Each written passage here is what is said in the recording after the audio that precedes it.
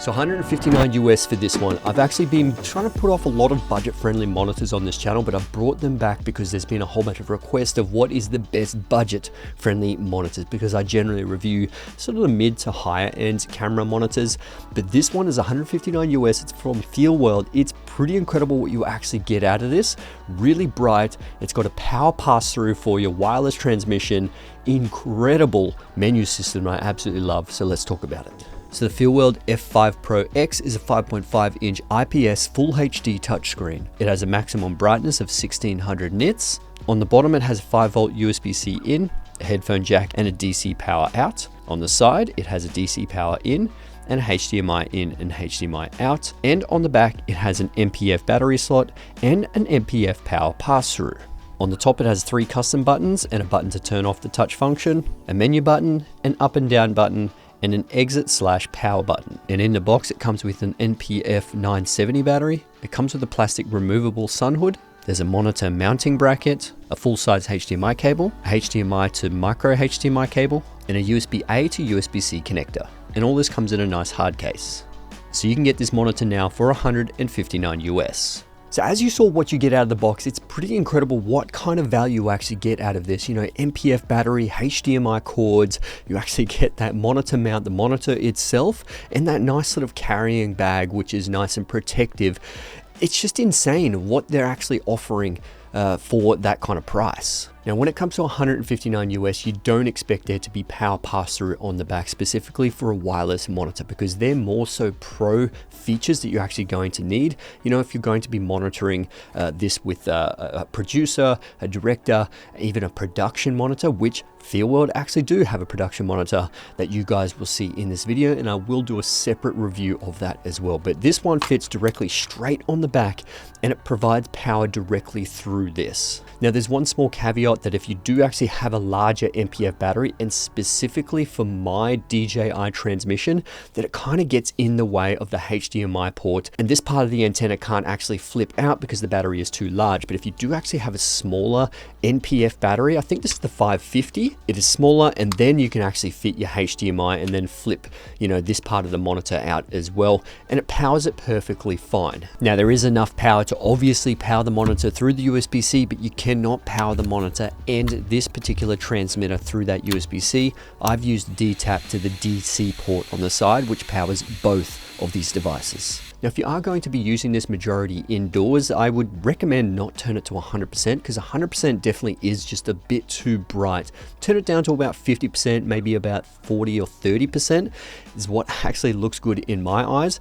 It is great that it actually is too bright for indoors, and when it comes to outdoors, it's perfectly fine. The viewing angle is great, it's nice and bright, but it also does come with that removable sun hood, which is fantastic. It's just a plastic sort of casing that clips on, and then you can put the Velcro sun hood around it, which will give you a little bit more when it comes to that viewing power. Now, one thing you don't really see too much is 4 mounting points on the actual monitor itself. For the price that you're getting this, it just gives you so much more versatility on where you can mount it and how you can mount it on your specific rig. There's one at the top, bottom, the right hand side, and the back as well. And obviously that's great because everyone has a different rig and can mount it in whatever kind of position they want. And it obviously does include that mounting bracket.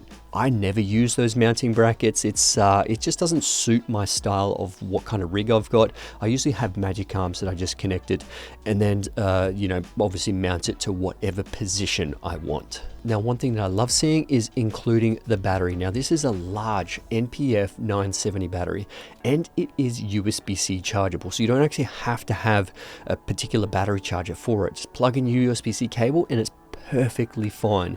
The great thing as well is that it does actually have this right here, where you can see how much battery power is left with that bottom.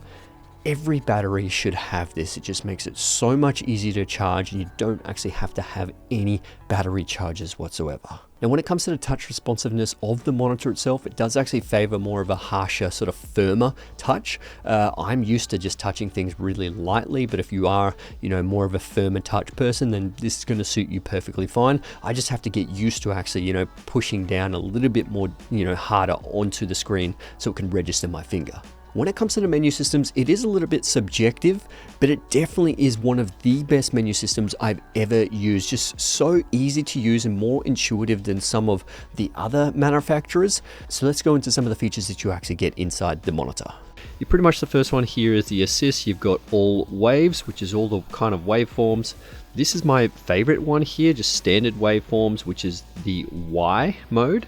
Otherwise you've got YUV or RGB waveforms. Y is perfectly fine. You can change the opacity here, and you can also move it across the frame to wherever you need it to be, to obviously suit your workflow. So I just like to keep it in the bottom right hand corner. Vector scopes, you can turn that on and off as well. You've got histograms you can use for, exposure. I still prefer waveforms. Focus assist, which is always good to have on, particularly if you are manual focusing. And this is where you can sort of change the peaking level.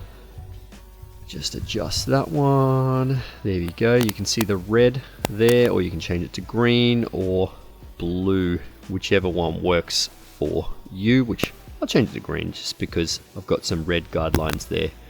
And so focus assist, what have we got? You can embed the audio, overexposure, which is just showing you where your overexposed sections are in terms of your zebras, which I've got on my actual monitor itself. But if you don't, turn that one on. It's on 96%. Check field, which gives you RGB. I don't usually use this at all. And then you've got false color as well, which is your normal false color or your ARRI false color.